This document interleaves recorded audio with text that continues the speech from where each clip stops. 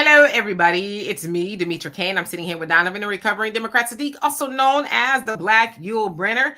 And the purpose of the Demetra K Show is to promote Black love, knowledge, and understanding of all things that go on in the Black community to make us an even better people, with the emphasis on even, because we're great people, but we can always strive to do better. Like I said, big giant thank you, hello, and welcome to YouTube and Facebook. You are the other side of the conversation. Also, to my wonderful moderators, thank you so much for everything that you do. I could not and would not do this without you, so thank you so much. Today, we're going to be talking about lying Democrats, gaslighting Black Chicagoans as crime spirals out of control. So, of course, you guys may or may not have heard all about what's going on in Chicago with, I guess, the power struggle, if you will, between that of President Donald Trump, Governor J.B. Pritzker, and Mayor Brandon Johnson. So I'm going to get into all of that. Plus, I'm going to show y'all a video compilation of all of it, including that of Danielle Carter Walker, who was on CNN yesterday. I happened to be at the gym and I saw her. Of course, you guys know her as the founder of Chicago Flips Red. You've seen her all over the place. She happens to be one of the beautiful Black ladies that Trump was talking about. So we're going to have a great hour or so here. Let's see who's on here. Before I give it to Donovan, we have Baraka. How you doing? H. McDaniel. Hope you're doing well. So you ate plenty of barbecue. Did you save me a plate? Brother Reggie, how you doing? Hope you're doing well. Clifford, what's going on? Priscilla, Miss Tiffany.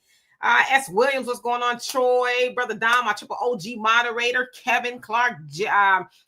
Wiggum, how you doing?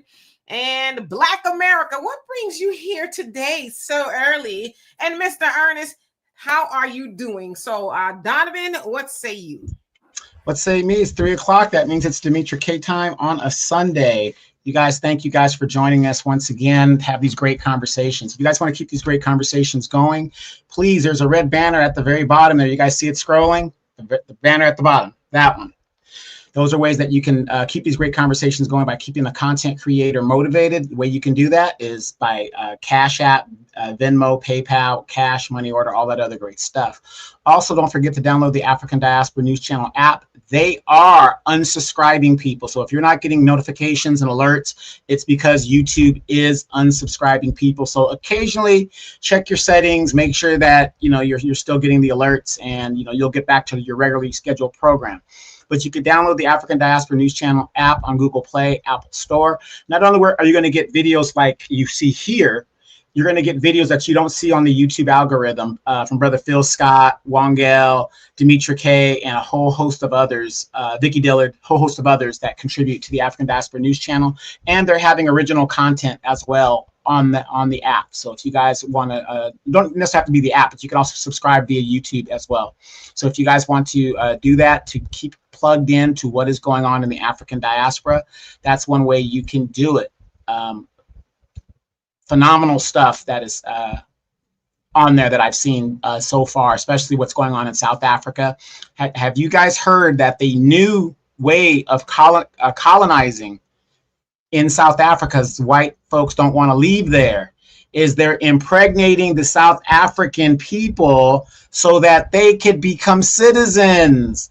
So doesn't that sound familiar? So the white South Africans that they're telling them to leave, they are going to go the roundabout aspect of dating South African women there, impregnating them, and then becoming tethers to get citizenship.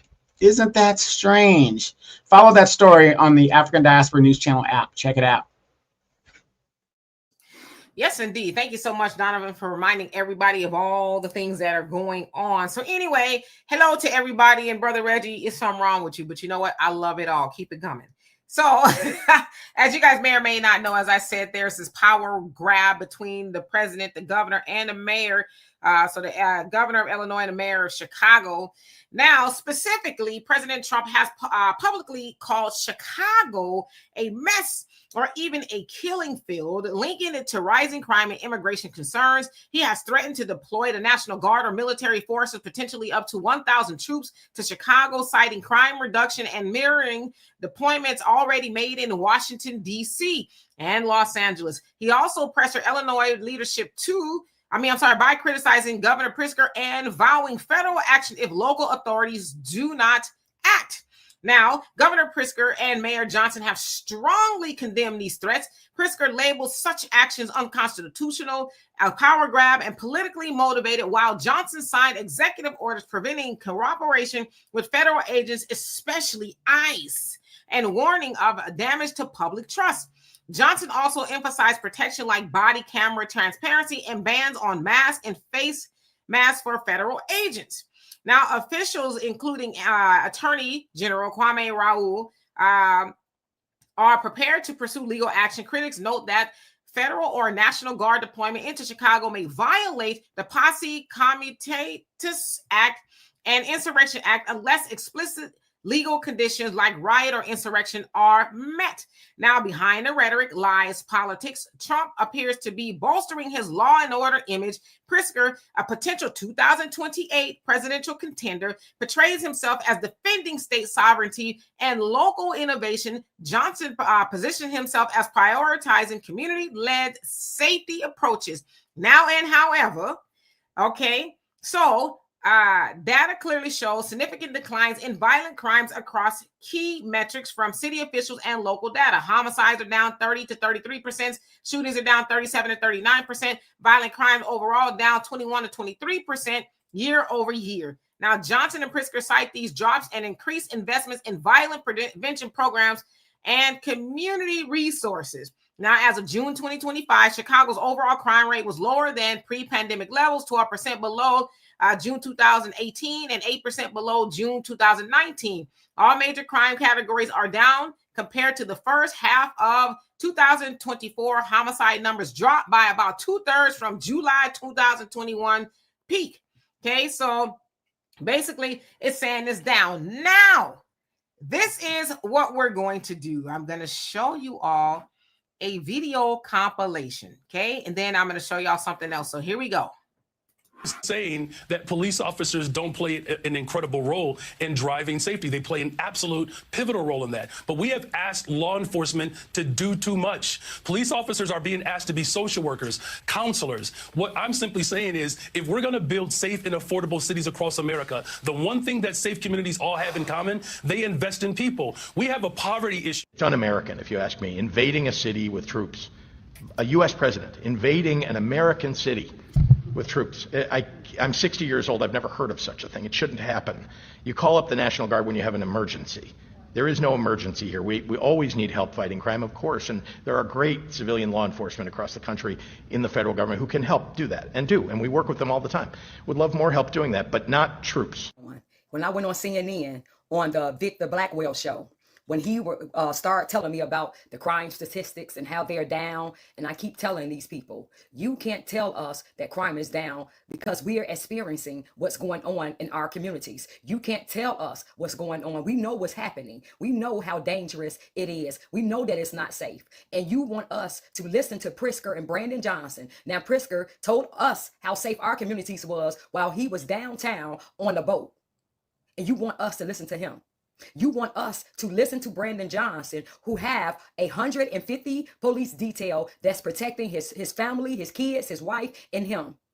And you want us to listen to those people tell us that crime is down in our communities when this is 6 mass shootings in the span of 2 months. So yes, we need help. President Trump, we welcome you to Chicago to help our communities and our streets and our city and state become safer. Yes, we welcome you. And we are going to hold these elected officials. We're going to hold all of these Democrats accountable for what they did and what they're doing come election day. So I just want to send my deepest condolences out to the family. And yeah, enough is enough. We are tired and we want our streets safe.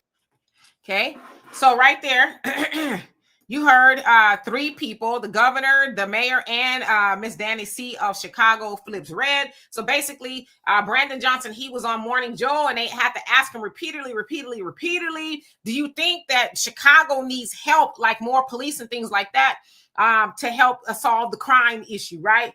He's basically saying, no, we need to invest in people. Now, we know, especially Black people in Chicago, know that, yeah, he invested in people, all right. He invested in immigrants. He does not invest in the, the black neighborhoods and things like that. And he's still dying on the heel of protecting immigrants. Then, of course, you heard J.B. Pritzker, the governor, say, no, we don't need that here. We don't need that. And then, of course, Miss Danny C was like, hey, and to her point, I'm going to put it up so y'all can see it. To her point, and let's go to the bottom where it says ABC 7 Chicago, at least 32 people have been shot, 3 fatally in shootings across Chicago so far this Labor Day weekend. Now, the weekend ain't even over because tomorrow, right? Everything's closed. It's a day off. It is Labor Day. Now, here you see Governor Pritzker reposting what Donald Trump posted. So basically, Donald Trump says 6 people were killed. This is before, the number that we have now. 6 people were killed and 24 were shot in Chicago last weekend. And J.B. Pritzker, the weak and pathetic governor of Illinois, just said that he doesn't need help in preventing crime. He is crazy. He better straighten it out fast or we're coming. MAGA. President DJT. Then Governor Pritzker says, why don't you send everyone proof of life first? Either way, Chicago doesn't want you here. So the proof of life is basically people think that Trump is dead, right? Because it hasn't been seen allegedly since Wednesday. So there's trending all over X that, he's dead or is he dead, right? So that's kind of where J.B. Pritzker was going. But again, y'all can see that at least 32 people have been shot. 3 have been killed so far this weekend. Now, with all transparency, I do also want to add that, yes, the red states actually have higher violent crime rates than the blue states. So just in all fairness, a lot of people are calling out saying, well, why isn't Trump sending, federal troops to Louisiana, Tennessee, and other places, red states that have high crime? Why is it just the Democrats? But I want to go back to Danny C before I give it to Donovan. Danny C is like, forget what the mayor and the governor are saying. We in these streets. She lives in South Side of Chicago, and she says, you're not going to tell me what I know to be true and what I see, right? As she said, Brandon Johnson's family got 150 police officer detail to protect them.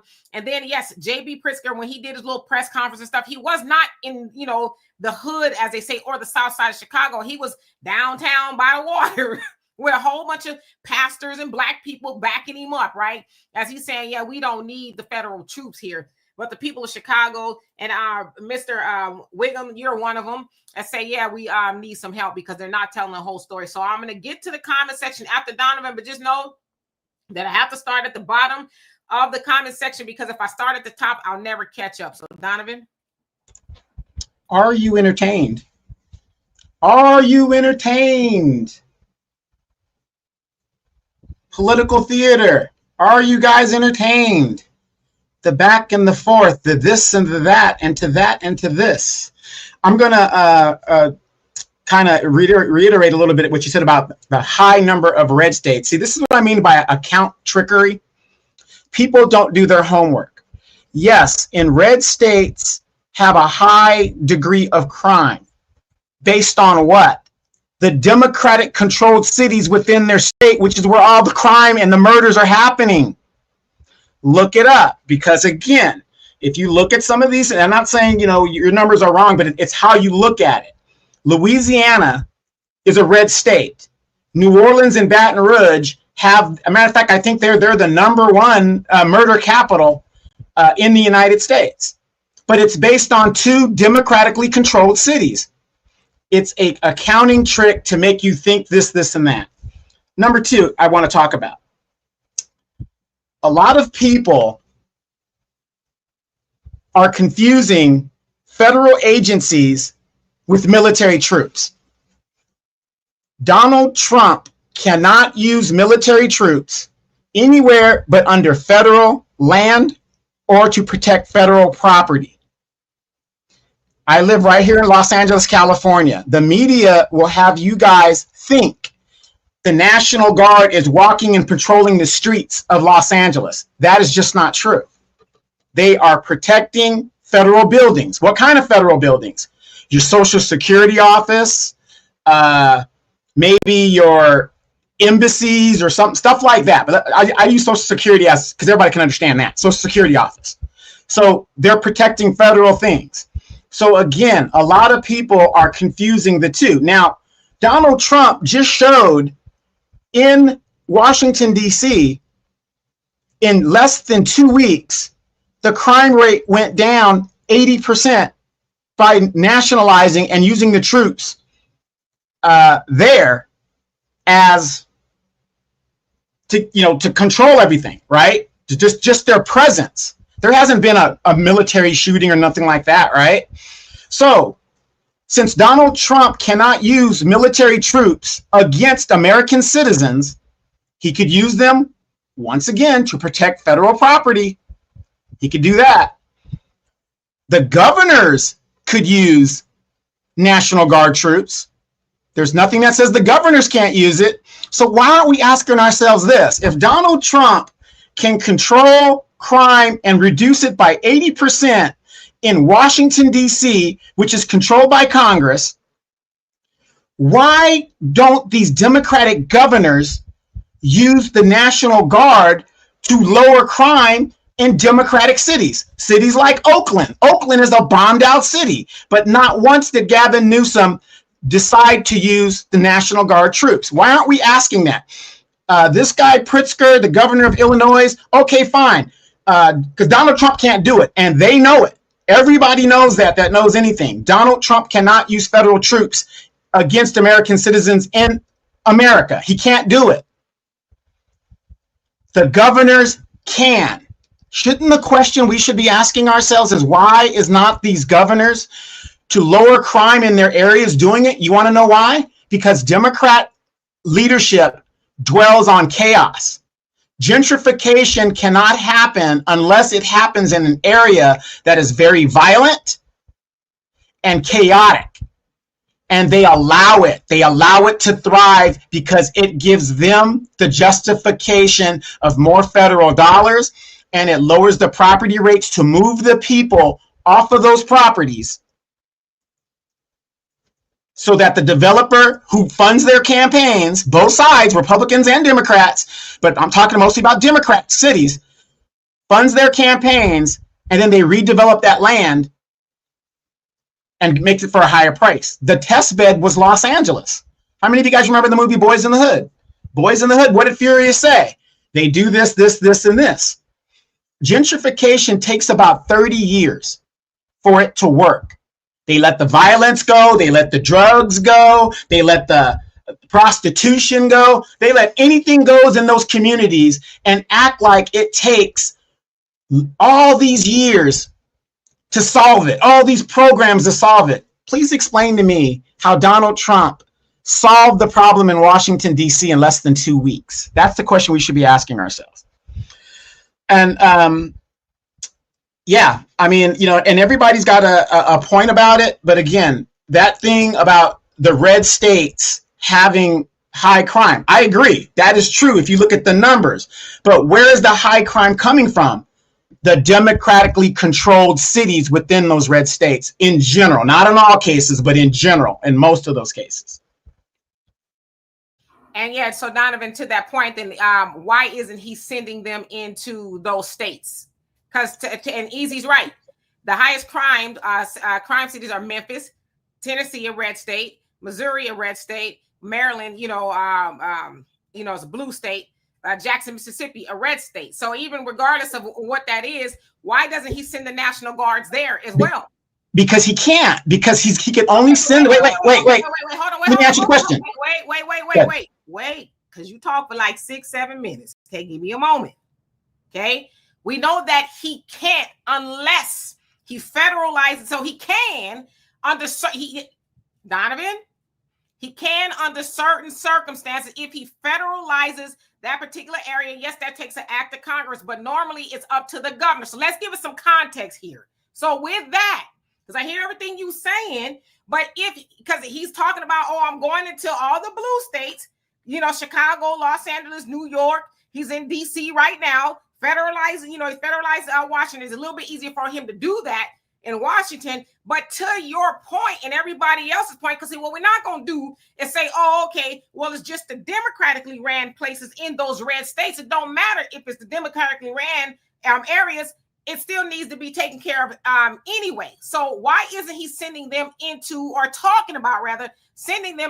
the red states where the crime is high in the Democrat areas? And I'm going to get to you guys' comments. Because like you to answer your own question, he can't. He doesn't have the authority. He only has jurisdiction over federal property. DC is federal land. He can do that. He could only nationalize the troops to protect federal property, buildings like Social Security, whatever. No, okay, wait, let me finish. So let's say he wants to go into Chicago, right? How many federal buildings are in Chicago? How many?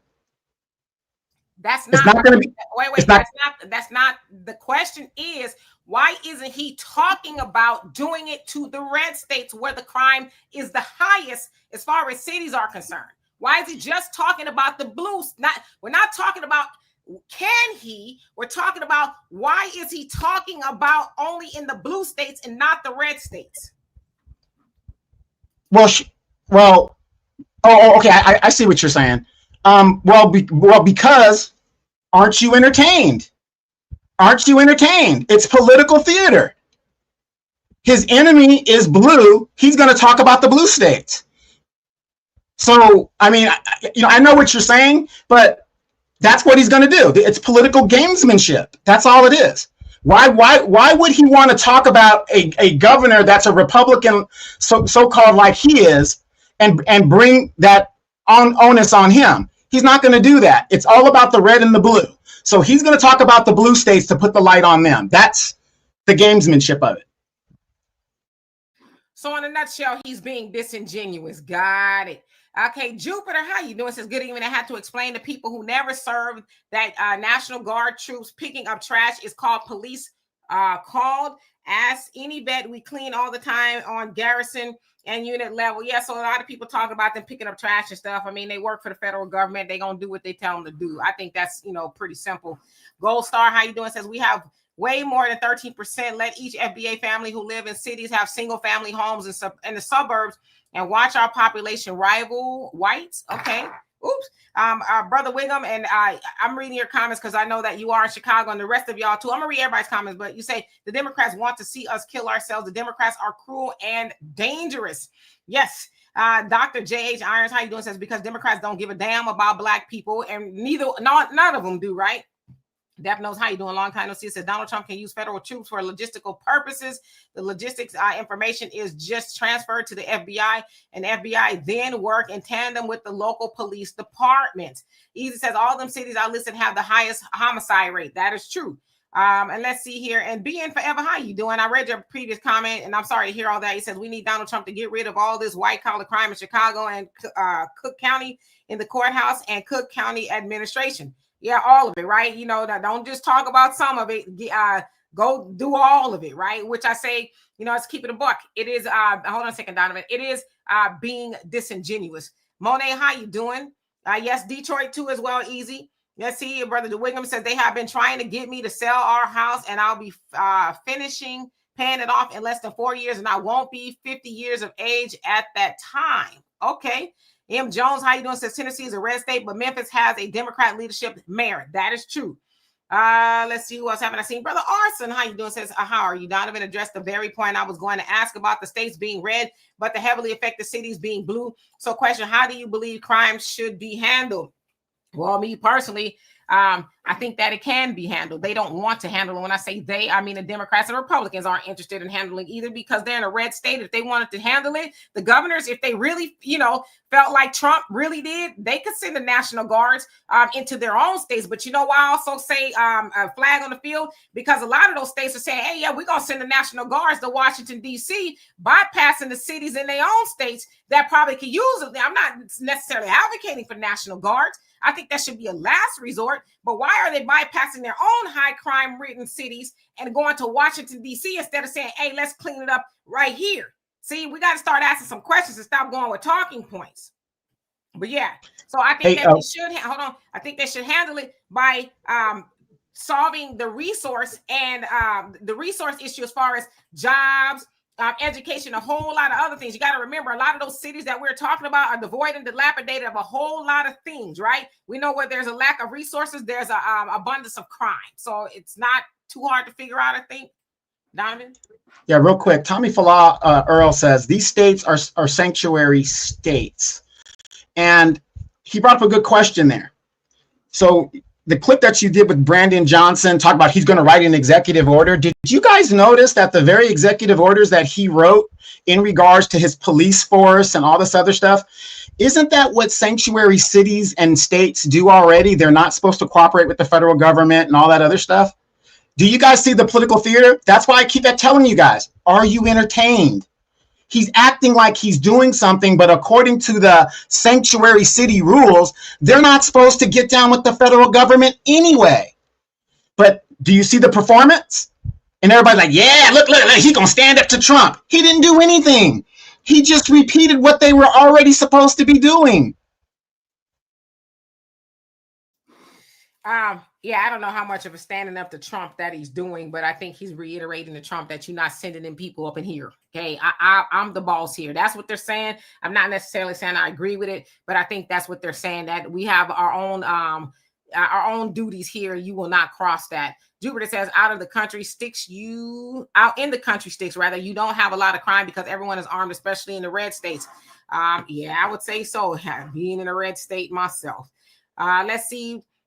Poor hackers, how you doing? Hope you're doing well. So you're talking about defending yourself. Juggernaut, he says the government has to follow jurisdiction of each state laws. He's toying with the blue states to embarrass. Yes, well, he also needs to toy with the red states because, again, their cities have the highest violent crime rate. So, I think we need to have both sides of the conversation. Our Qatarian, how you doing? I hope I said that right. Says, don't let people gaslight everyone on some going after Black Americans. This is about SI and ICE going into these sanctuary cities while these Democrat mayors are crying wolf. Yeah, so especially there in Chicago, we saw that Brandon Johnson signed some legislation basically saying that Trump, you cannot come in here looking for the immigrants. So yeah, Brandon Johnson, who is Black, he is going to stand 10 toes down on protecting the immigrants at all costs and keeping ICE out. That's what he's saying, right? So you're right. Renz, how you doing? Baraka says there are too many games when it comes to the well-being of the people. Yeah, the people come last. Easy says Oakland is 9th in homicide and Chicago is 12th. Absolutely. Let's see. Brother Wiggum says, Sister K, I wish that you played what Minister Farrakhan 2 warnings that he gave in 2017. So I actually did that on the African Diaspora News channel. Y'all could check that out. I think it aired like 2 weeks ago or so. Really good video where I talked about, actually the both warnings differently, but y'all could go find those on the African Diaspora News channel. And how you doing, Tommy? Kate Land, how you doing? Says Miss Jessica Jackson had an excellent interview with Vicki Dillard last week. Okay, got to check that out. All right, so DC, yes, it's ranked 20th, so you started there first, right? Let's see here. Jupiter says, Demetri Reed, Federal Act 107, National Guard tells you everything you need to know about the powers of governors and presidents. Absolutely. Billy, how you doing? Says the mostly crime in Chicago coming from immigrants there. And that's what I've heard a lot of people say, how true it is. I mean, it was 35 so far shootings. This weekend is not over, so I don't know who's doing it. I've seen some of the victims and they look like us. So, Boss Player, how you doing? He says, currently St. Louis city population is less than 2,090. He says crime statistics aren't reflective of the entire metro, which is a population of approximately 2 million. Okay, Mr. South Carolina, how you doing? I'm doing well. Hope you're doing the same. Shan, what's going on? He says, hello to Michigan and Darwin. How are you doing? Hope everything. Oh, sorry, you meant Demetri and Donovan. I think that's what you meant. Because what I'm doing, hope everything is going well with you. No complaints. Jacoby says the only way Trump can use the military is if he declares martial law, but it has to be for a good reason. That is true. Bakari, how you doing? Peace and love to you as well. Brother Wiggum, you say the executive order is not worth the paper that it is written on. Again, nothing for Black Americans. Absolutely. And Mr. Norris, how you doing? Says it's like watching cartoons. Yeah, and Black Americans, unfortunately, are getting caught in the middle, right? Black Americans are being used as the pawn between the war between Trump and the Democrats. And the real, I don't want to say the real issue. One of the issues is really the mass immigration that's going on. But I'm just saying, if Trump is really being serious about solving the crime in America, then he needs to do that in all the states. Talk about ramrodding in all the states, right? Especially his homies that are sending their National Guards to DC. It's like, doesn't make sense, Let's see. Skipping on down. Dirty Laundry Media. How you doing? Says people are subbing. Why are they doing that? If you don't mind me asking. I haven't heard any of that before. So if you don't mind me asking, why are they doing that? Okay, so I got to skip down just a little bit. Hi, Cube. How you doing? Says the annual number of murders in Chicago is higher than the total number of murders in Japan and South Korea. Amazing America and Chicago. Yeah, there definitely needs to be, something done. Bakari says America is declining. That's the real. Rome is burning. Okay, Babylon. Velvet Jackson, who is in Chicago, says Donovan is right in saying that it's I am in charge power struggle between the governor, mayor, Chicago, and president. And actually, I said that too at the beginning. JJ Mars says once Brandon Johnson leaves office, he'll probably have to move to another state. Well, I want to know, are the people of Chicago going to reelect him? That's the real question, right? Magneta, how you doing? Hope you're doing well. Long time no see. What you been up to? Roger says the Democrats created a lot of the problem for Black Chicagoans. Mayor Rahm Emanuel closed a lot of schools in Black neighborhoods back in the early 2000s and was vitriolic towards the teachers. And then he get elected after he left the Obama administration in the White House. People of Chicago said, he'll make a good mayor. Arson, says, I'm not a buff in politics like Donovan, but I am definitely good at catching patterns. And it seems Democrat Party has been playing with Blacks for at least 2 generations longer. Okay. Longer. Albie Chill, did I say hello to him? Not hello. He says, what about the military in Venezuela right now? I do tell. What about it? All right. So let me get all the way to the bottom. Christopher, how you doing? Says FBA for life. Okay. All right. And I got to the bottom. Ban intern net dad. I think that's how you said. How you doing? Says Trump got that dog in him. You crazy. And Tyrone, how you doing? It says it's going to be a cold winter to prepare for. Yes, and I heard it's coming early. 1009, baby girl, how you doing? Happy Sunday to you as well, Donovan. Yeah, and real quick, I just want to add a lot of people, again, and it's your right. A lot of people that never been in the military, you don't understand the military. The National Guard, every state has their own National Guard. So every governor, that's their own army. That's the state's own army. So, when I think somebody said in the chat, Trump put troops in Nebraska, National Guard in Nebraska. Nebraska has its own National Guard. It's a reserve component of the active duty. So you have active duty, you have reserve, you have National Guard. The difference between active duty and National Guard and the reserves and active duty fall under the same jurisdiction. They're under federal rules. Then you have the National Guard. Every National Guard unit, states have their different military jargon and rules that adjourn their armies and stuff like that. So it's a little bit different. And that's why I tell people, if you ask me, if you join the military, I would tell you join the National Guard, Air National Guard, whatever. Why? They have better benefits because you're not only getting federal benefits, you're also getting state benefits, depending on what state you're in and stuff like that. They have better benefits. Absolutely. Yeah. So, and I don't see any more comments, so I'm sure they'll pop up. But yeah, so at the end of the day, nobody really likes the National Guards going into the cities, especially when it's about us. But as Brother William said, the Honorable Minister Louis Farrakhan warned us as Black people years ago, right? He said in 2017, he said, I've been warning us for over 30 years to get our act together, right? He goes on to say that every Saturday night, it's, basically to shoot them up, right? Every Saturday night, that's what's going on in a lot of these inner cities. And he also talked about Trump sending his army. Of course, that was during Trump's first term. He says that Trump is going to send his army, but he also warned Trump, if you do that, God will deal with you, right? For lack of better words. But with that, of course, like Danny C said, the governor, he's going to downtown, right? Where it's nice and pristine, right? I've been to Chicago downtown. It's very nice, right? And you go a little bit down the way is the south side of Chicago, right? Which some would argue is not as nice as downtown. But she said, hey, I know firsthand what's going on here. And basically they're gaslighting. They, being the Democrats, are it's not that bad because, as Brother Reggie said, if you say that you did with 100%, you said crime is down 20%, but what about the 80%? That means it doesn't mean crime is not still going on. Crime is still a thing. So to Danny C's point, listen, I don't live in Chicago. And, Brother Wiggum, I can't tell y'all what to do, but there are a lot of Black people in this inner city saying, hey, we welcome that. We welcome that he's sending in help. And I think a lot of people really just seeing it as help, not necessarily that it's the guards, the National Guards is going in there. It's help. It's help so that we can walk down the street. We don't have to hear every weekend and every other day that somebody's child and lost their life inadvertently because they was walking from school, this, that, and the other. Some grandma, grandpa, whatever, had their lives snatched from them because there's some shoot 'em ups going on, with the knuckleheads or whatever the case is, right? So to Danny's C's point, and Brother Wiggum, the people can't tell them what they should have going on in there. I guarantee you, Mayor Brandon Johnson don't live in those areas.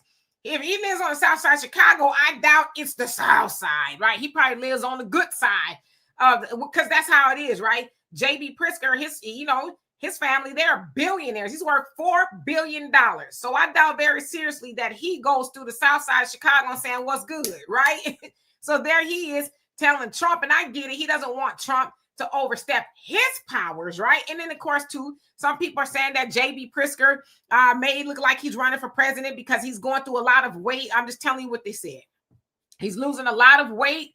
And they say usually when a lot of who are overweight, or people who are overweight rather, are seeking to bid for president, then they try to clean up their personal image and things like that. And we're seeing Governor J.B. Pritzker out there in the forefront, even more challenging Trump, like that of Gavin Newsom, right? Gavin Newsom's got X on lock with trolling Trump and Fox News and all of that. They also say that he may be running for president, but at the end of the day, regardless of what it is, kabuki theater, political theater, however you want to call it, the people of Chicago, our people, are saying we need help and we don't really care where it comes from, but we need to solve this problem. And don't you ever not believe that the problem is not solvable. It is solvable. They choose not to solve it because, in a sense, it's city sanctioned genocide. If they take care of each other, you know what I mean? Like pew, they take care of each other. We ain't got to do it. And also we got to fill these beds in prison. So we'll put the shooter in prison, and then we'll continue to, get rid of the Black American race, because that's what they've been trying to do since we were freed off of those plantations and we were no longer an asset to them. And make money off of it. Right. So, let's see. Go to the comment section. Yeah, and real quick, the last president that weighed over 300 pounds was William Howard Taft. We haven't had a president that has been over 300 pounds since that guy. And he went on to become a Supreme Court justice. That is true. Brother Reddy says that part, stop voting for that clown, y'all. Put Beetlejuice, you know what, aka Lori Lightfoot out now, do the same with old Brandon. And I saw her on the news last week talking about nobody's asking for nobody's asking for Trump to come here. And it's like, so you calling Danny C and them liars? Now, lady, you know damn well they talking about flip Chicago red, and there you are looking like Beetlejuice. And I totally agree, she look like Beetlejuice. Look at Beetlejuice on the news talking about nobody's asking for Trump to come here. It's like, you're just lying. And ever since you've seen Danny C on all the news channels, Fox News and all them saying, I'm that pretty Black lady. I'm the one that's saying, come here. Yeah, but isn't that crazy? Here's a woman that got booted out of office, basically, disgraced out of office. Beetlejuice. She got disgraced out of office. And these people they keep coming back. Have you guys noticed this? No matter how much shame they bring and little that they do for their people, they keep returning like they're the Moses of the people. How many of you guys saw your girl Maxine Waters this morning on MSNBC? Well, I think we need to invoke the 25th Amendment on Donald Trump because something is wrong with his head. I want you guys to think about this. This woman is talking about invoking the 25th Amendment on Donald Trump, but didn't have that same emotion on Joe Biden. And we saw for ourselves during that debate, Joe Biden just freeze up. He's just done. But no Democrat talked about using the 25th Amendment on that president. But this president, who's delivering on what he said he was going to do, And, as Americans, we're so used to getting lied to that when we see a president or a representative actually doing what they say that they're going to do, we freak out. It's like, I'm going to go do this. And then they get in there and then they don't do it. We're like, okay, well, it's the same old, same old. But when they do something, oh my God, what? Oh my God. 25th Amendment. She wants to use the 25th Amendment on Donald Trump. And she's a silent generation person. She's older than Donald Trump. It's amazing. These people just won't go away. And another thing, if you've been watching the news, what's that guy, that bald-headed white guy on MSNBC? He gave it to the Democrats this morning. Vari Vector, the white guy, whatever. And he was demanding, one of the problems with the Democrats is the people that are in power have been there too long and they need to step aside. Demetra, how long have I said that? The baby boomers have been in power way too long. That is the major problem with the Democrats. They are doing absolutely nothing in regards to helping. So if you like Donald Trump or if you don't like Donald Trump, my question to you is this: what are the Democrats doing about it? Nothing. Yes, and J.B. Pritzker and his family, they own the Hyatt hotels. So, that's, I guess, where they get their money from, whether it's generational wealth. It probably is. To Brother Reggie, your question. Undisputed Truth, how you doing? It says, amazing how Democrats allow murder to continue for years and a white man cared enough for blacks' lives to go extreme to say black lives. Well, let's give us a little context, okay? Yes, the Democrats have turned a blind eye to all the things that's going on. They know what's going on. It's benign neglect. Go look it up, a term. But Trump is not doing that to save black lives. If you think that Trump is doing that to save black lives, I got a pile of sand in the Mojave Desert to sell you, right? We are getting inadvertent benefits, I would say, from Trump going and trying to do power grabs in these Democrat cities. And, it's like everybody pretty much said, it's to stick it to the Democrats. He does not like the Democrats, even though he used to be one, lifelong almost, right? He's almost 80. But he doesn't care about black people. None of them do. None of them care about black people. But to the point of the Honorable Minister Louis Farrakhan, black people got to care about black people, right? Because we can put a foot to the tail of the backside of the white man and, politics and all that. But then we also have to have the conversation about the things that we do to ourselves, because at the end of the day, we're mostly doing that to each other. And again, crime is about proximity, right? So I don't want to call it black on black crime, but it's something like that. Let's put it that way. But Trump is not doing that because he cares so much about black people. Don't you ever believe that. Don't ever. Anita, how you doing? Hope you're doing well. Let's see. You skip down just a little bit. Will, where have you been? You've been missing in action. I hope you're doing well. D Wood, how you doing? Since the party, that party still ain't getting why they're losing support from voters. Yeah, they're floundering. The Democrat Party is floundering. They really don't have a message. They don't have a leader. They're just, still stuck on Trump. But as I've always said within the last couple of weeks, if Trump goes in there and solves the crime problem, if you will, even if it's an austere way that he's doing it, the Democrats are done, because it proves that it could be done, right? They just been, we're going to see. We're going to try to do these programs and this, that, and the other. But yeah, you've been helping the immigrants while you've been watching the black communities duck bullets. You know what I mean? So Trump should, even though we know Trump's agenda is self-serving, but he should have never gotten an opportunity to go in there in the first place. That's something that they should have done. So, and to his point to J.B. Pritzker, he's like, hey, y'all better do something about it, okay? So, and unfortunately, this weekend, with the shootings going up and up and up, as we speak, I'm sure it doesn't make it, look good for J.B. Pritzker and Mayor Brandon Johnson, as they're saying, no, we don't need nobody to come in here. It's like, that ain't really helping.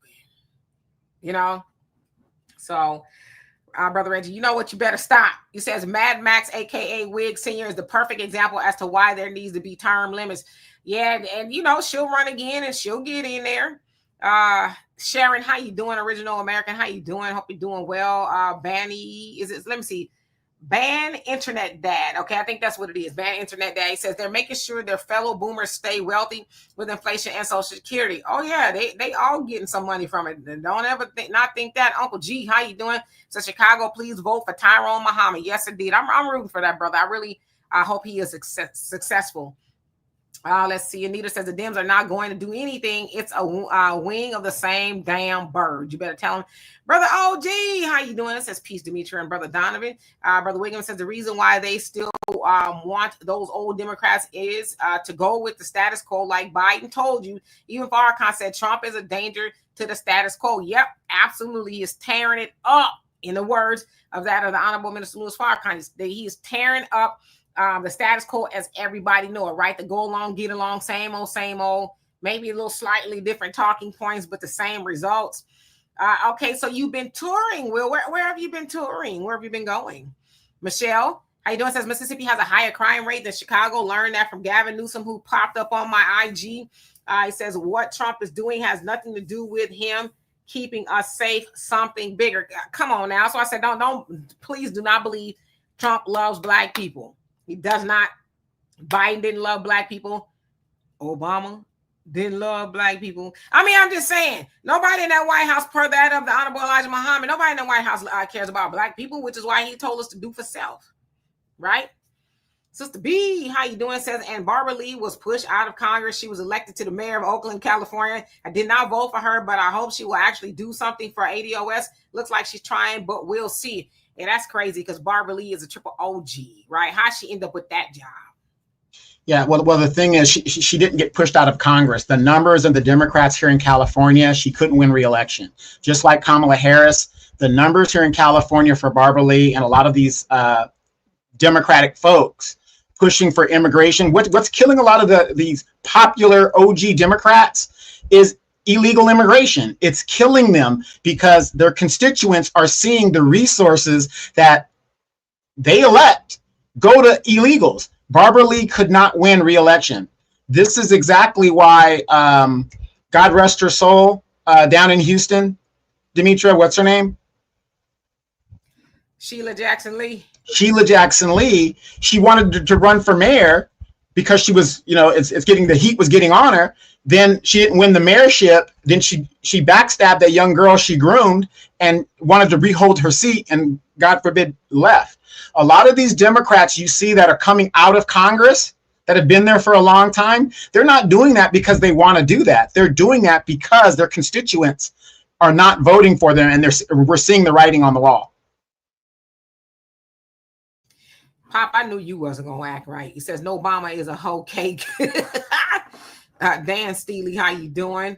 Is that a play on Steely, Dan? By the way, I'm just asking, you say buck dancing. Yeah, something like that, right?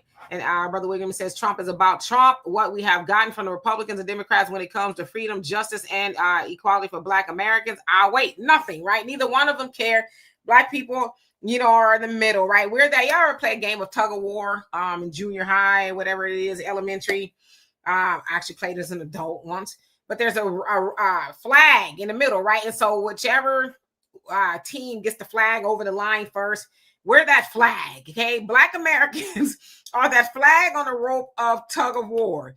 They don't really care about us, but they will use us, right? But as I said, what Trump is doing inadvertently benefits Black Americans, right? Going in there and say, hey, enough of this crime. We got the knuckleheads or whoever, right?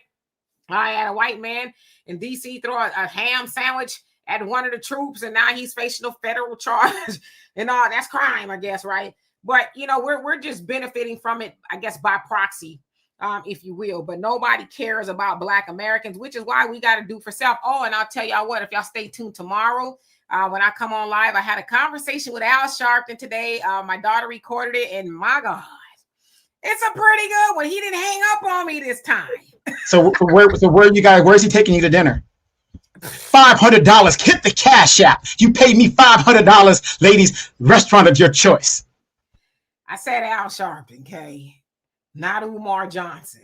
And speaking of Umar Johnson, I saw a conversation between Charlemagne and Killer Mike, and I think they really hit the nail on the head in regards to Umar Johnson. Charlemagne says, at the end of the day, Umar Johnson actually did what he said he was going to do. He said he was going to build, right, a school and buy a school. He said he did that. And Charlemagne and Killer Mike, which I agree with that. I agree with this last point, whether you agree or not. They said the rest was kind of up to us. He built the school. He did what he said he was going to do. And the rest was up to everybody else to help him see that to fruition. So if you think about it in terms of that, he did do what he said he was going to do. So I'm just putting that out there. But how do we know that if we can't see any paperwork, whatever? For all we know, somebody else bought this. I'm just saying, using that logic, show us that you did that part, and we'll take the rest from that. Okay, you want to do logic? Let's do logic, because I ain't even got to really think that hard on one conversation. You can't say that the FBI or the IRS is coming after the man for taxes if he didn't own the damn school.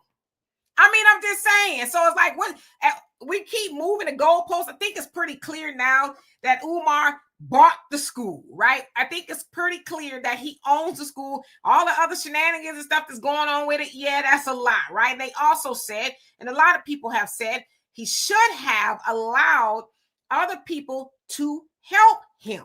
He should have. He didn't, right? You know, like most megalomaniacs, if you will, with a little bit of hubris going on. Oh, I don't need no help. I can do it on my own. I got this, right? And it's like, well, look how far that got you. What did it say? An African proverb? One can go, and I'm going to tear this one up. I already always do. One basically can go, but two or more could go farther. Something like that. Y'all know it better than I do. So Umar really should have just allowed people to help him. So... Right. And again, buying buildings on contaminated land that's going to take millions of dollars wasn't very smart. So again, he should have, you know, just let us see where you're at. See, and the thing, you know, again, that's just Umar. But anyway. Again, that's moving the goalposts, because the man did what he said he was going to do. He bought the school, and, you know, it opening, you know, was, I'm going to say probably 95. I used to say maybe 90% of that was on him, because he rebuffed the help. He should have taken the help. You know, and if, you know, somebody's building a black school, which we all say we need a lot of, right? We need black schools. Yeah, we should have all, you know, did our part, but that should have come after he says, okay, yes, I will concede and let somebody help me who's done this before, because black schools aren't rare. There's black schools. We just need more of them. So as I said, and a lot of people have other said, I think his heart was in the right place. Somehow he got off track. And this is the one thing I'm going to say this about us as black people. We got to get, yes, I said gots, okay? We got to get out of the habit of kicking our people when they're down. That's what we do well, unfortunately, as black people. We kick each other when they're down. We, nah, that's what you get. We got to stop doing that. Now, I'm not saying that's not deserved to some degree, but unfortunately, us as black people, y'all could be mad at me, Obama, his mama, not your mama. But we're very good when it comes to dog piling. We love to do that because, in a sense, and I hate to use the crab in a bucket scenario because I think it's overplayed, but in a sense, that's where it comes from. It comes from, well, hell, shoot, I couldn't do it. I didn't do it. I'm just glad to see you fail. I'm glad that you didn't do it, because if you did it, then that's an indictment on me and my beliefs about my own self, that, oh, you know, I can't do it, so you couldn't do it. Guess what? Together, we didn't do it. So we got to unlearn that, because that is crabbish, if you will. Right. But if the person's not doing right, they haven't helped one boy, and you're sleeping with these desperate moms, you got to call that out too. I mean, evil is evil. You look at it, and I get it, what you're saying, but you got to look at the totality of everything. A lot of scammers their hearts are in the right place. Their heart is to get money and do what they're going to do and live off of it. That's my opinion on it. But like I said, I haven't seen this man help one boy. All I've seen is the conscious stripper and all these people coming out. And to me, it's not a good look. I don't care what his heart was in. His actions speak louder than his words. Has anybody seen you help one boy? Yes. Who? You. Okay, so I've seen it, but so if I corroborate that, then it makes it true, right? Yeah. So there's a lot of other people who have said that Dr. Umar has helped their son. So I'm saying now again, and Will, thank you so much for the super sticker, love, and appreciate you for that. So again, are we moving the goalposts? Yeah, the strippers and all of that. Yeah, that's all problematic. But see, then we're coming from the standpoint, listen, I'm not defending Umar. Umar ain't did nothing for me to defend him, but I like to give a little bit of context. We're coming from the, I guess, the standpoint that did we think he was a Messiah? Did we think that he was righteous, right? So I think his heart being in the right place counts. In addition to him actually building the school, what it did not do from that point, yeah, that's problematic because, again, he's not rare where a lot of people, I don't need no help. I got it. No, I know what I'm doing, right? So maybe now his ears and his eyes are open and he'll receive some help. You know, if somebody is gracious enough to help him keep the school, he, probably needs to hire a board, or, get a voluntary board, somebody who's over the money, where he is the face of the business. They need to write, see, this is business part of me coming out. They need to write a morality contract. Dr. Umar, you are the face of the FMG Academy, whatever it's called. If you get out there talking about fishy Medea, and talking about, and somebody's mama come out talking about you lay down in the bed with her, the A, B, C, and D, then you are fired. Like Steve Jobs was fired. And a whole host of other CEOs of these big time companies and corporations they started. We don't like how you moving, homie. So you're fired. So, but we need these schools. I think that's what everybody agrees. But to keep dogpiling or whatever, I think now the conversation is this school salvageable? And if so, how do we help that come to fruition? Because I think it should be said that, yes, Black boys, especially in America, reading is terrible. Reading at less than a third grade level, even up into high school. And hell, there's some grown adult men who are reading less than a third grade level, right? So I think that school is important, but I think we should acknowledge that the man is not perfect and say, hey, what needs to be done from this point? If that's what your heart leads you to do. Sugar Unique, how you doing? Says Charlemagne is just like a broke clock, perhaps right twice a day. He's still garbage. Well, I don't know. I don't know Charlemagne personally. I don't know if he's garbage or not. I don't like all of his views, but you're right about the broken clock is right twice a day. I think he has some valuable things to say. I think he used to be, anyway, bought and paid for by the Democrats. I'm not quite sure because he does kind of take the Democrats to task now. But I don't know if he's garbage because I can't say that. I don't know him personally. But how you doing? Yeah, don't fall for the Democratic trick. All these Democrats now are calling each other out and trying to see the light. They're just trying to save their skins and get you back on the plantation. It's just another way. They see that what they were doing didn't work. So don't let Charlemagne the God fool you. What's that saying? Fool me once, shame on you. Fool me twice, shame on me. That's exactly what they're doing. They're trying to find another way around to get you on the plantation. Either you stand for something or you don't. You can't be sitting on the fence. You got to make a choice. We only have two major parties.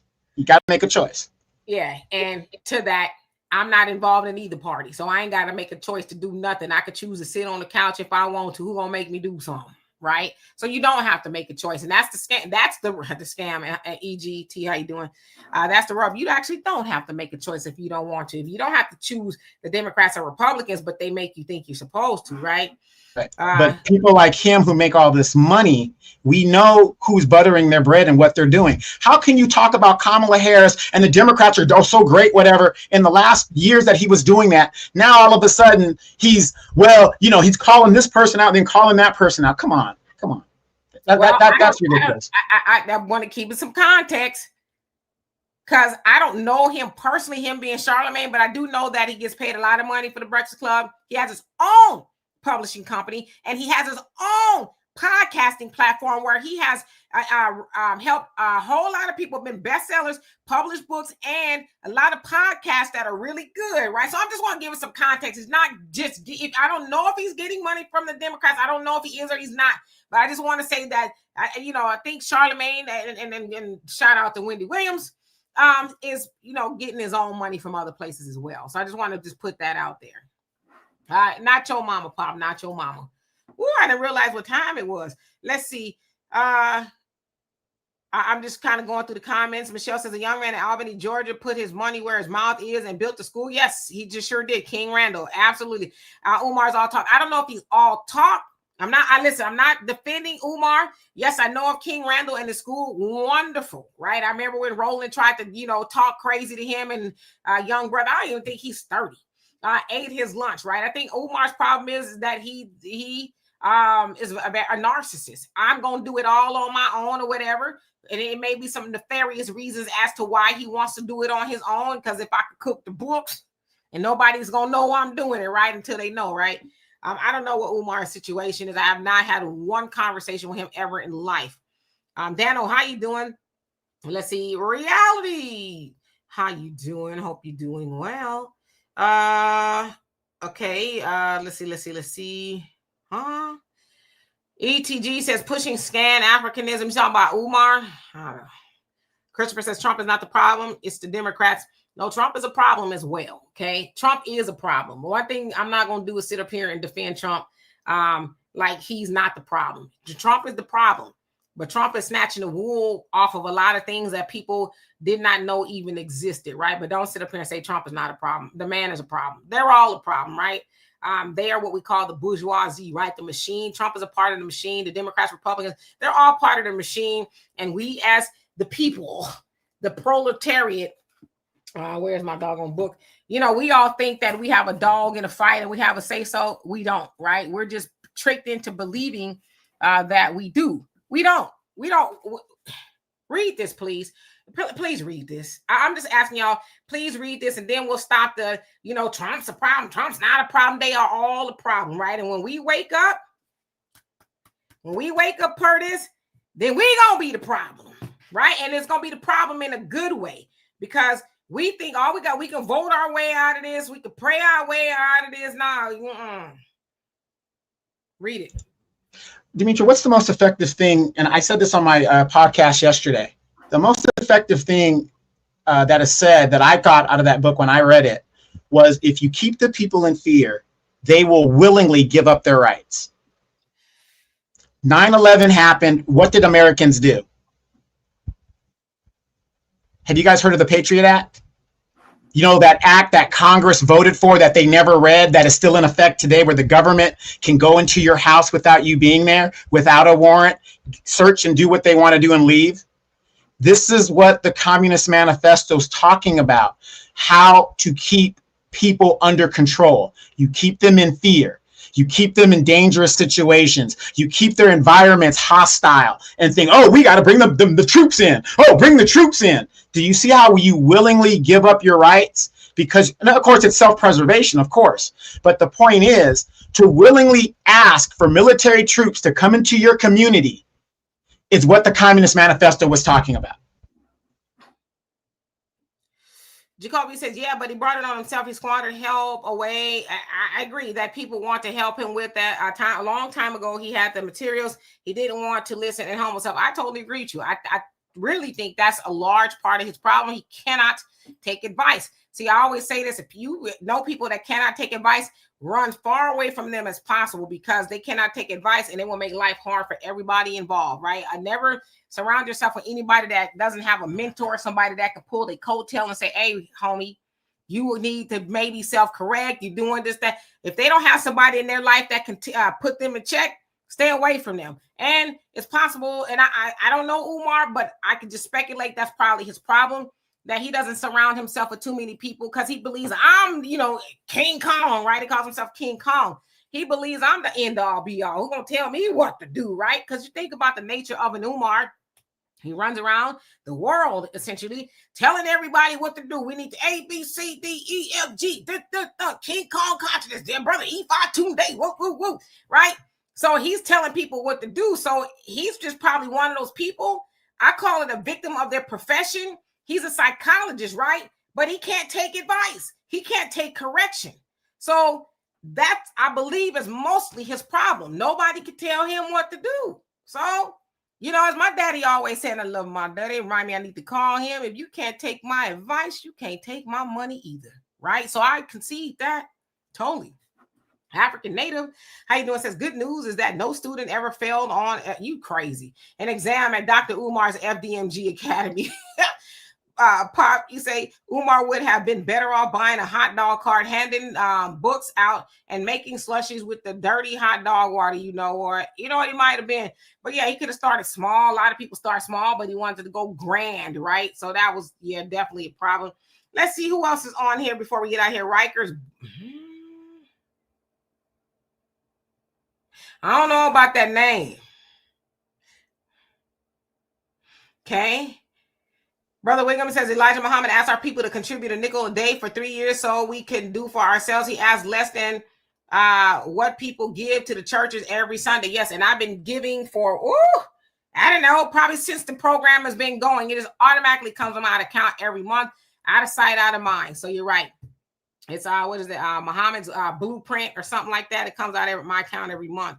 Blocka, how you doing? He says Umar been promoting and collecting money for that school for 15 years now. I'm done with him. And that's your right. I'm not telling y'all to be for him or against him. I'm just giving it some context.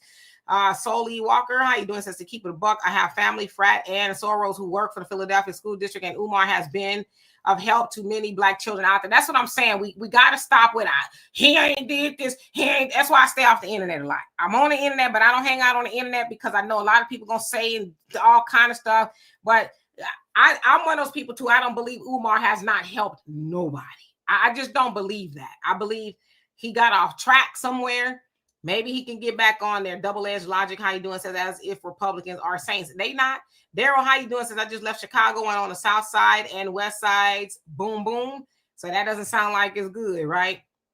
Dan Steely says never ever reward bad behavior. I agree with that. Jay, how you doing? So he's still bought and paid for. White supremacists are using both side tactics with him, control opposition. So you talking about Charlemagne? I mean, man, my D. Charlemagne is not my source of information. I'm just telling you, he's not my source of information. I look at Charlemagne for what he is entertainment. When I'm in the car in the morning, I listen to the Breakfast Club, and I listen to the interviews and stuff, but he's not necessarily my source of, I would say, information and knowledge. I get information from it, but he's not my source of wisdom and, you know what I mean? He's an entertainer as far as I'm concerned. So, yeah. What? I'm just reading some of the comments. Buck Horse says, I ain't going back to the plantation. I wasn't born to be a slave. That makes both of us, right? You Jax, how you doing? You crazy. Talking about hit the cash app, hit the cash app, hit the cash app. King Kong consciousness, the Prince of Pan-Africanism, Ifa Tunde. Well, Eric, how you doing? Says the Prince of P. That is awful. What? I'm not even gonna ask. Right, I'm finna block this one because I'm not even trying to clap and think.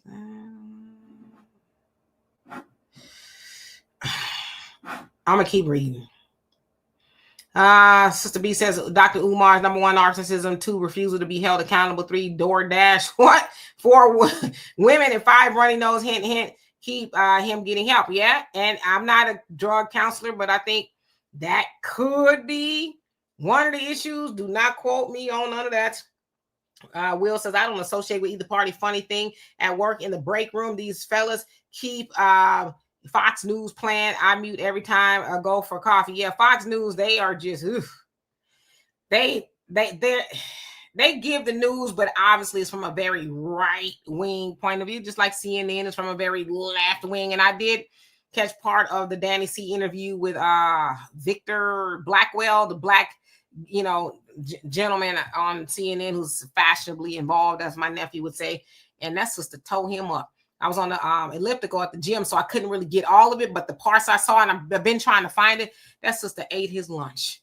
He would never have her back on there again. He thought he was going to gaslight Danny C, and Danny C said, I got the lighter, homie, and the gasoline. And she lit his tail a whole new one. Yeah, and I just want to add again, with these Democrats, these politicians, whatever, it's like the word progressive. Progressive is not what they've watered it down to be. Do you see when they start changing their message? Okay, we're going to start calling ourselves progressives, but we're still going to be voting Democrats. It just doesn't make sense. It doesn't make sense. A progressive wants a change in the system, and that's what a lot of these. It's political theater, you guys. This is all theater. Are you entertained? Progressive is not what these people call it now, and they hijack it to mean something else. We all remember Black Lives Matter.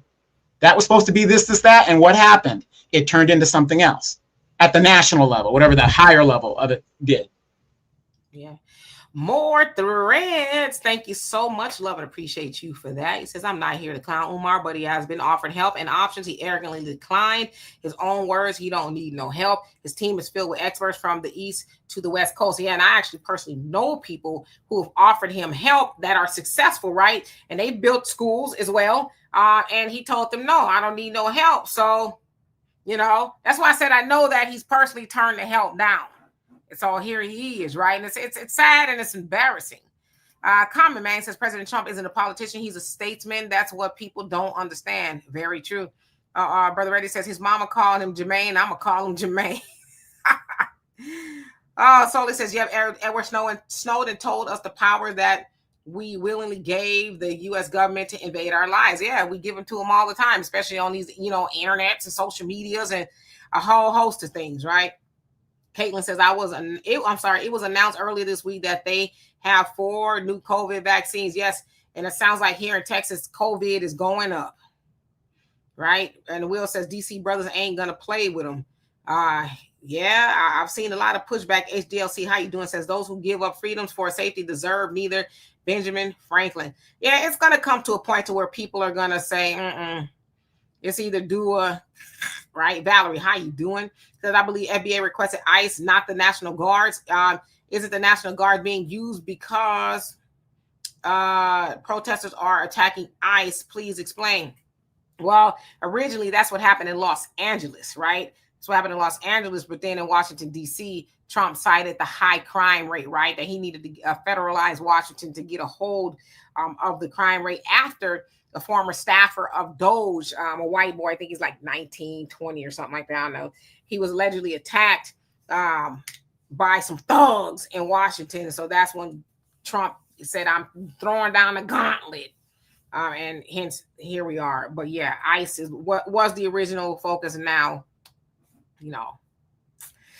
Easy says, so Donovan, we are not free, correct? Free is an illusion, correct? Correct. Think about it. If you paid for your house and you don't pay the property tax on it, even after it's paid off, can the government come in and take your house?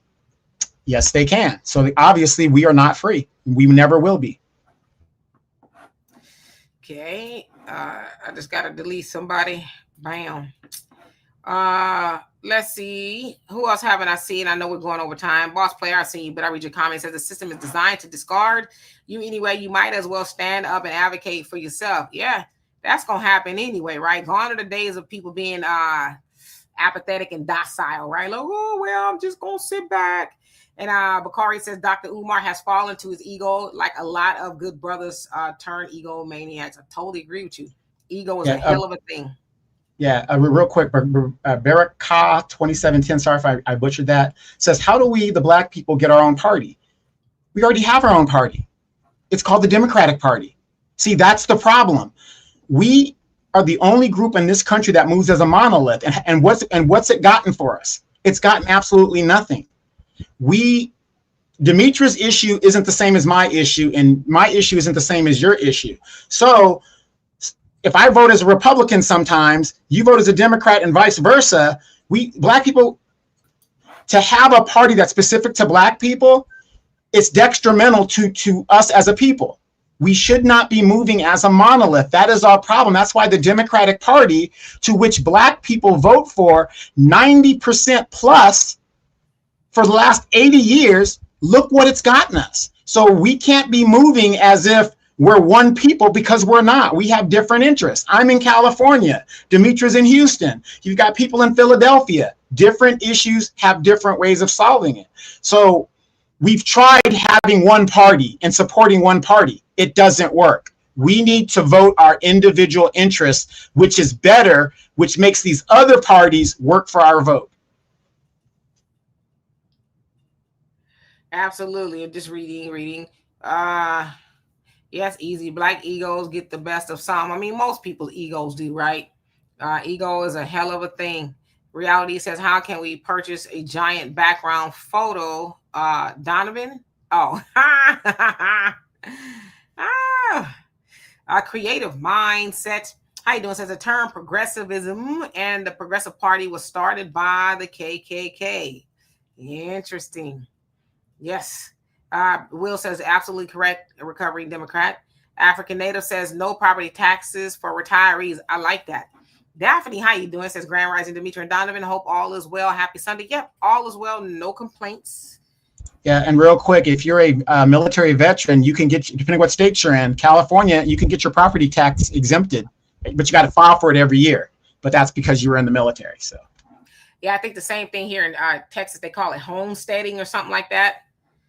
So yeah, Bokor says the mighty DC is here. If you ain't lived in DC 50 years, you don't know ish about my city. You better tell them. Sister B says anyone concerned about COVID use ivermectin. I don't know how true it is. I've heard a lot about it. It says for prevention and treatment. I've had sick folks all around me and never contracted due to taking this. It blocks receptors. Yeah, I've heard a lot of people talk about it. I've never contracted COVID. I stay away from people. I'm, know that that's not the only way not to contract it, but I think also I have a pretty good immune system. Let's see. Will says, recovering Democrat, with your platform and influence, what are you suggesting? So I don't know. So you answered him. Okay. Christopher. Solely Walker, 1906 says, Donovan, I disagree. I disagree. Family, we can organize our vote around reparations for freedom, ADOS, FBA, and focus on our state and local politics and policies. Okay, well, that's great, Solely Walker. But here in California, a super Democratic state, we had a Democratic governor. And guess what the Black Congressional Caucus did to Black people here in California when it came to reparations? They didn't bring it to the floor. Here we are. Ernest, he says the Democrat Party used to be the party of the people, except for one thing. They took the bag of money from the Zionist Jews. Democratic Party now is trash. Well, it's never been the party of for Black people. No party has ever been the party for Black people. Democrats, in a way, became, and I'm saying that loosely, right, just for context, the party of Black people because they used Black people during the FDR administration. He was a Democrat, and he was suffering in the polls for his 99th run damn near as president, but he needed the Black vote. Now, we were Republicans, and so that's when we started to switch over. He needed us, so he included us in the New Deal, right? The New Deal, right after the Great Depression, was programs and things like that to help white people essentially get back on their feet. We were not included in that originally, so we were then included with that, and that was also at the behest of his wife, Eleanor, saying, hey, the Negroes can vote too, because at first he didn't even want Booker T. Washington and none of them to come to the White House, right? He did not want to be photographed with Black people, but his wife was like, and essentially they called her the president for a while because he was sick, right? He had polio and all that. They said that at one point in time she was running the country, but she was like, yeah, you need to lose that mindset because they can vote, even though we were disenfranchised, right? This was before the Voters' Rights Act. We could still vote. So that's how we became Democrats. They pretended to care and put us in a New Deal, but they've never been the party for Black people. Just want to give that some context, but I hear what you're saying. Arlene says the Black Caucus sure did not. Yes, and then it sounds like a lot of their seats are in danger with all these redistricting, the maps being redrawn. It's like, well, good, because they ain't really did nothing for Black people, no way, right? Let's see. Valor says, well, California needs the full force of ICE immediately. The LAPD is scared of the cartel. Mexico running California. That is the word. The Outsider Sports, how you doing? Says Democrats look up what LBJ said about Black voters. Yes, that has been said, that he said that, about the main words.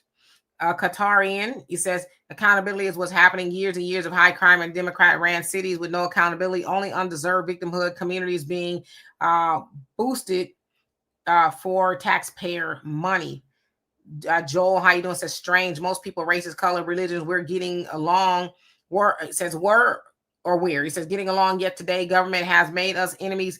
Again, strange how government thinks upside down and inside out. Well, we weren't really getting along. Yeah, when were we ever getting along? When? Yeah, we weren't getting along. Was there as much discourse as there is now? I would probably concede, okay, maybe not, but we were never getting along. Black Americans especially have always been used to help everybody else, right? Every blood, sweat, and tears that our ancestors laid down in this soil, everybody else has benefited from, including the people who are being sent back through the mass deportation, right?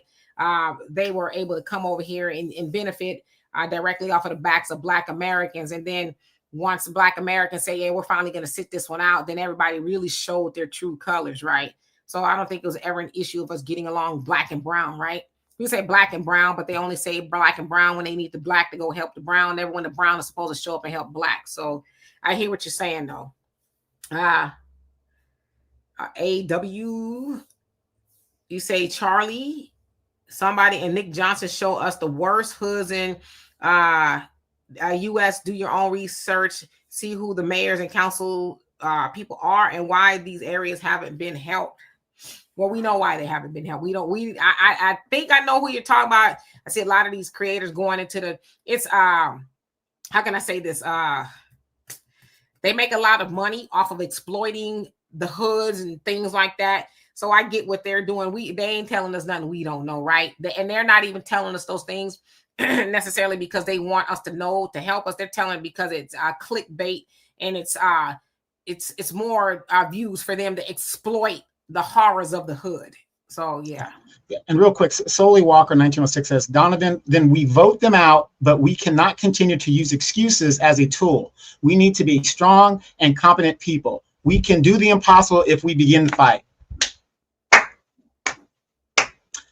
We gonna overcome one day. Yes, we will. We shall overcome one day. Yes, we will. Yes, I agree with you. But let me tell you this, Solely Walker, and I'm not trying to make fun of you. I'm just trying to let you know that is a good idea. We tried that. I ran for political office. Demetra K was right there with me. You could vote these people out. But guess what? When you look at these Black Democrats, whatever, are they Black first or are they Democrat first? They're Democrats first. How do I know that? Because when I would go to try to get support, when I was a lifelong Democrat, Demetra, what did they give us? They gave us a thing to fill out. And if you are not following the party line, you ain't going nowhere with them. You get no support. You get no money. They only support people who are going to hold the Democratic line. That's a fact. That's how it's run. Try to run for office now in these billion-dollar campaigns and a local campaign. I live in a city of almost 211,000 people. To run for city council, you need at least $30,000 cash to start. For city council, nonpartisan. And you want to run for office to be a Congress member? And you're just a regular person. Again, I'm not telling you whatever, but run for office, then come back and tell me your experience. Because I'm telling you my experience. It's deeper than you guys think. If you are not doing what the party tells you guys to do, you won't be in that office seat much longer. And there's always somebody willing to do what it is they want them to do. Joe, he says white people way back to Archie Bunker and George Jefferson, racism, but still friends. You do know that was television shows, right? You know it was fiction. So yes, I get what you're saying. It was cute in theory, but in real life, people with two opposing viewpoints, as Archie Bunker and George Jefferson, they would not be friends, right? And of course, you remember the episode on the Jeffersons where the Klans member, the whatever it was, white supremacist, fell out and had a heart attack at one of the meetings, and then he didn't want to George Jefferson saved him or something, and then he still says something crazy to him and all that other stuff. That's the true story, right? But even with that, they wrote it so the black man could acquiesce, and try to save the life of a racist who did not like him, right? So yeah, I hear what you're saying, but it's television. But when you're friends of somebody, you get along. Let's take white people and black people, for example. If white people are really our friends, why are we still asking for reparations? Why are we still asking for the wrongs that have been done to our ancestors to be righted? Now, of course, that can never be undone, but there's a lot of things that can be done. White people know we've been asking for reparations forever since our ancestors left us plantations, and they be the first one. In fact, it's almost 100% of white people in America that say we don't deserve it. What did we do? We ain't slaves. They ain't masters, even though that they're still benefiting from, the generational wealth. that their ancestors who were slave owners, right, got from our people. So when you say that we're friends, I have friends. I have very few friends, right? But when I think of a friend, I think of somebody. I think of somebody who will do something for you, right? To see you in a time of need. They'll try to help you if they can and give you good advice, or they'll try to help you get what you need or whatever the case is. But white people aren't black people's friends. Mexicans or Latinos in general, right? They're not black people's friends. Asians aren't black people's friends. Nobody is black people's friends. They only say that they're our friends when they need us to help them get something, or whatever the case is. Malcolm X said it a long time ago, are they our friends or are they just friendly? Right? And a lot of us, we use friends too loosely. How many people have been actually stabbed in the back by a friend? Done dirty by a friend? How many people, had a friend sleep with their spouse, right? Or take off with their money? Gavin Newsom. You know what? I guess, that's the word on the curb, that he's, sleeping with somebody's wife or something. I don't know. But we got to be careful of who we call our friends. I don't believe media. How you doing? Yeah, I got a question for you guys, though. Have you guys seen that there's a man on the internet, white man, he's asking for black people to stand up. Black men need to stand up and say something about what's going on in the war overseas with the Israel and all that other stuff, and the Trump stuff that's going on. Have you guys ever thought about this?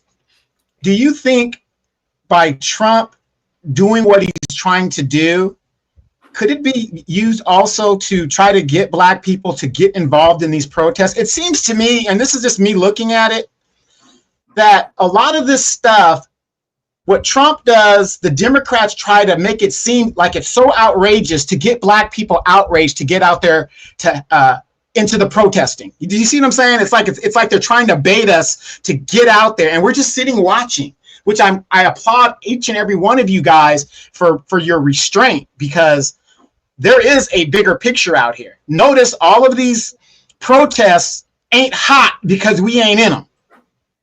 It's just something, it just seems that there's something going on that they keep trying to bait us to get involved. Look at our power, you guys. Look at the power we have when we mind our own business.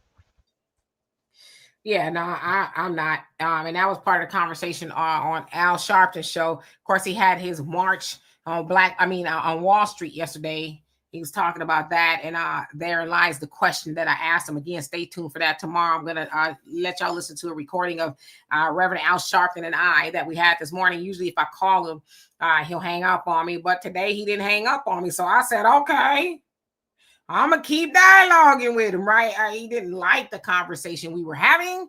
Mark that day on your Google Calendar and keep it for every year as an anniversary.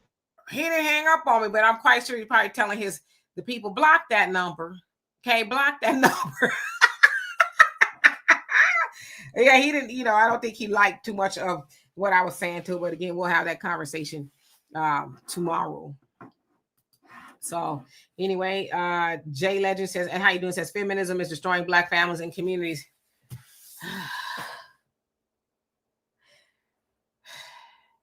All over the world. Everybody's having the same problem. Don't worry about it. It's called modernism.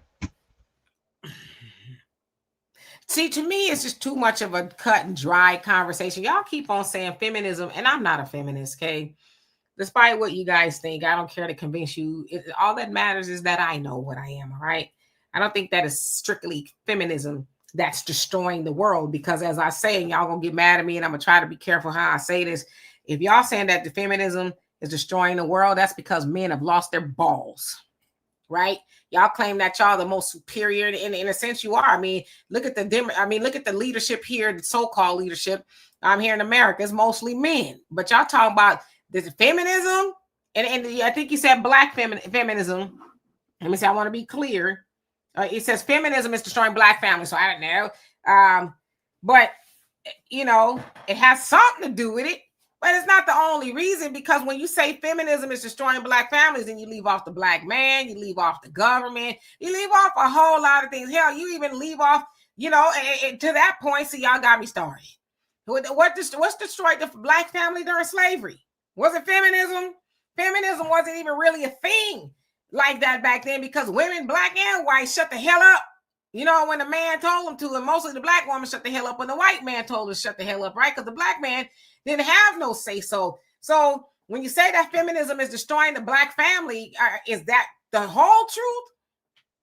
And again, when is the black man? I'm just asking, right? I know sisters got some issues and we think we big, rough, and tough. I always tell you, when I got to drag those trash cans out to the curb, I think, damn, I need a man, right? That's another story for a different day. But at what point does the man grab his balls, excuse my French, okay? At what point do y'all do that and say, all right, now I'm going to take control of our community again, right? Because honestly, a lot of these hard-headed sisters are waiting for the black man to grab them, right? Just let me stop if I get in trouble. Grab them and say, listen, sassafras. Don't do it, fellas. It's a setup. You'll be sitting in court paying assault charges. I said, grab your balls, okay? Don't grab nobody else's. That's what I said, okay? A lot of sisters that's out there, they waiting for y'all to grab them, okay? And say, listen, sassafras, I know you've been running the black community for a long time. This is a matriarchal community. The black community should not be. Black woman, sit yourself down, button your lips. I got it from here. Thank you very much. All I need you to do is be cute, get to the home, make the house a home, raise the children, and I got it from here. See, that's what most sisters are waiting on, right? So when you say feminism is ruining the black family, is that the whole story? I'm just asking questions. So James, how you doing? Says they could try to bait us all they want. It's not going to work. They can handle it themselves. Got you. Soul Glow, how you doing? Says the feds want black people to get involved. Yep. What happens? All hell break loose. We ain't doing it. Will says, when we going to lunch, you tell me. Shoot, you name the time and the place, and I'll be there. You just let me know. It said, oh, stop. Other cultures don't have this problem. Why? If you're talking about the feminism, why don't they have this problem? Come on now. I'm not the sharpest tool in the shed, but I think I could cut deep if I have to, right? But why don't they have these issues? And they do, in a sense. Y'all just only hear about black because also that is by design. That is by design to keep in the forefront that black men hate black women and black women hate black men. Most black people I know love each other. We love each other mostly, right? Black people are married to each other more. But if you listen to this faulty sucker internet, then, oh, black women ain't this. Black men ain't that. It's like y'all don't know nobody. Y'all don't know black people who love each other in real life. Well, I can answer that for you real quick. Nowhere in the world is there another America like we are. We open our borders to everybody. We have all these different groups fighting for resources, right? There's no other dynamic like that in the country. So when you go to overseas and you go to Jamaica, Jamaica's controlled by black Jamaicans. They've got white people there. They've got Asian people there. But the majority of the people over there are Asian. You go to Africa, most of everything that's controlled is controlled by black Africans, different tribes, but black Africans. You go to Europe, white people, right? So such. The only Asia, mostly Asia. You go to Japan, Japanese. Go to Korea, Korea. They don't have the dynamic that we have. We are a black people that is 13% of the population that is dominated by a bigger group. And this stuff is by design. This capitalist system that we are under, and I talked about this on my podcast yesterday, if you like it or not, if you believe it or not, the foundation of the economic system here in the United States is based on black people being the foundation. That means we're at the bottom. That is why other groups of people could come here and within 5 years do better economically in most situations than black people. The whole system is designed to keep us at the bottom.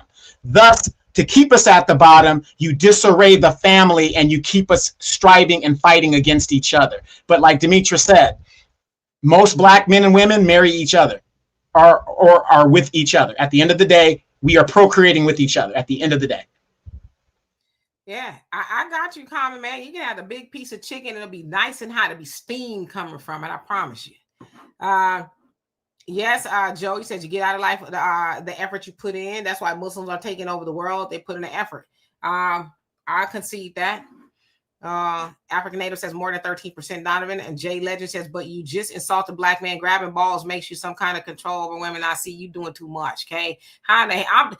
Listen, I'm assuming you're a man, okay? I'm assuming you're a man. that is, and I probably shouldn't have used such lowly example, but I'm just saying, man, man up. That's all I'm saying. Stop blaming women. Y'all, the most superior people. I think black men are all that and then some, right? But you can't keep blaming women for all the problems of the world. As I said, right here in America, men are the ruling society, right? And they're making all the rules. And somehow y'all blaming feminism. Black people, we have been disjointed really since the plantation. The only time in history, not having this conversation with my daughter early, that with Black Americans that we had unity was during the Black Wall Streets and all that, right before civil rights. But somewhere, somehow, I'm sure somebody said, you make sure them Negroes are never able to do that again. You would ever, at all costs, we make sure that they're never, ever able to build and to be unified and live amongst one another ever again. We got to make sure that they don't do that, because again, you think I'm lying with this whole argument about black men and women? Why don't you hear the arguments? Which is why a lot of people say, well, you don't see white men and white women, because they don't do that to them. I don't see platforms or even things that say white men not liking white women. I don't see that. I don't see Asian men, they're divorcing Asian women. I only see the black man and the black woman hating each other, blah, blah, blah, blah, blah. That's all about design. Like I said, within the last 5, 6, 7, 8 years, we wasn't even really hearing about that. And all of a sudden, bam, it came in, all black women, this, that, and the other, good black men. It's like, wow, where all that come from? Because every time we get close to unifying, talking about, hey, black man, I love you. Hey, black woman, I would choose nobody but you. The minute we start talking like that, then here come this discourse. I keep give you another example. There's a platform, and I talked about this the other day, called Jubilee. I was laying down trying to find something to watch on YouTube, and it talks about black men versus black women. That's a white platform. What the hell are they talking about that for? So they got a whole, I think it's like 20 black men and 20 black women, however many it is. I didn't watch it, just saw the thumbnail. Talking to, I guess arguing about why, the black man. And I'm like, they making money off of keeping black men and black women fighting. We are the dopest people ever to walk planet Earth, but we can't get along as far as on the internet, right? With each other. We believe everything we see and hear on the internet. Like I said, Donovan, people who experience black love. As single as I am now, I've had black love, even if it was for 5 minutes, right? I've seen my parents do it. So we know that it exists, but we keep on buying into the narrative like we are grown. We are big and grown. I'm 54. Don't tell nobody. If you do, that's your business. I'm 54. I have reasoning skills. I have enough sense to log onto the internet and see, black men and black women. And I have enough sense to say, I'm not engaging in that. I'm going to scroll. I will not give these suckers a view or a like for any of this foolishness. In fact, I will not further, which is why Donovan and I don't really talk about it much, because we thought we were trying to, have conducive conversations, but it wasn't that, because we're having conversations off of narratives that were built probably from white folks. Throw that out there with black people, because they fight over everything, even a piece of bubble gum and a chicken bone. They fight over everything. Throw that out there. That black men don't like black women, and they going overseas and eat black women.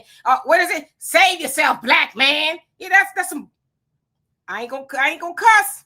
And y'all know who that come from? A funny looking sucker. I ain't gonna say his name. Save yourself, black man. He run around with a woman. Be nice, okay? But he telling y'all, black men, to save yourself from the woman that was made for you to go and dip off in another woman that you got to keep explaining why you put seasoning on your food, right? You come from a black woman, and I know a lot of you black men, when I say a lot of you black men, I mean them over there. I know y'all don't like that example. Y'all keep saying that our mama's black. What other example do you need?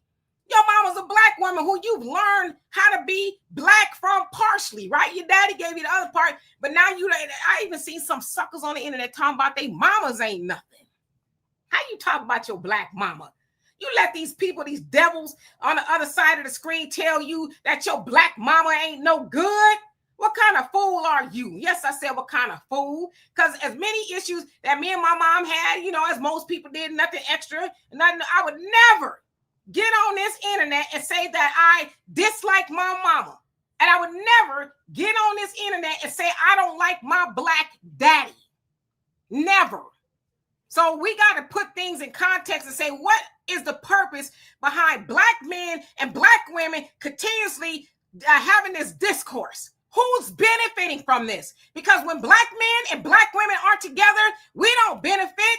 As I keep talking about it, y'all see this coming up the road and I'm sweating now. I feel like a Great Depression or something is coming on. But you know who's going to suffer the most? Us. You know why? Because that white woman going to be booed up with her black man or some black man that was told to save himself from a black woman. The Asian woman is going to be with her man or some black man that was told to save himself from his woman. And the black man and the black woman going to be on each opposite sides of the town talking about what we going to do.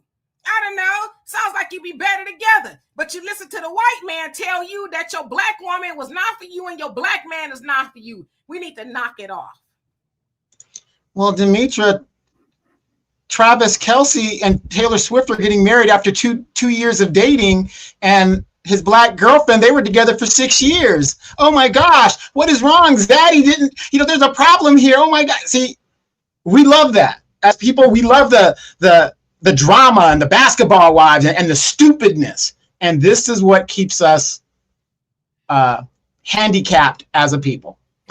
Honestly, I don't give a damn about Taylor Swift, Travis Kelce, or whatever his name is. Whenever that stuff come up on my timeline, I don't give a damn.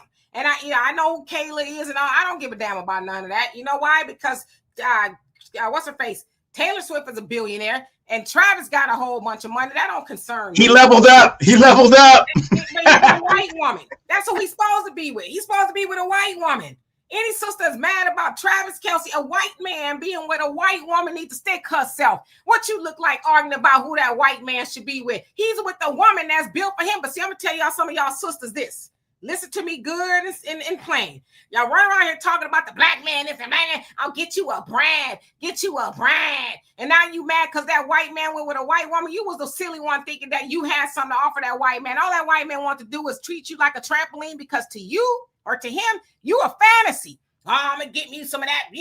I knew an Indian dude. He was, as you say, betrothed to an Indian woman. And by birth, he knew he was going to marry this woman. But he said, I love black women, but I can't marry them. He says, they're a lot of fun. I prefer black women, but I know who I got to be with. And he took his Indian ass and married an Indian woman after he done dipped his little in all the black women that would let him do it. And I'm sure a lot of black women was like, well, what about me? He was like, you knew the job was dangerous for you. Took it. You knew I was going to go be with old girl and take them 20 cows that they was offering, and we was going to build a life, right? So knock off that foolishness talking about these black men out here, these black men. That's what you need. Now I'm going to say this to the sisters. Your daddy black. Yes, your daddy black. Now, I don't know what happened with your daddy or whatever, but he still gave you life. Stop trying to go seek something outside of yourself. Anyway. And I just got one more experiment I'm going to show you guys right now. And this will prove my point. Black man to a black woman. Demetra, shut this show down right now. Peace. See y'all later, y'all. Tomorrow, 5 p.m. Central Time, we're going to talk about my conversation with Al Sharpton. I'm going to definitely tune in. All right. Bye.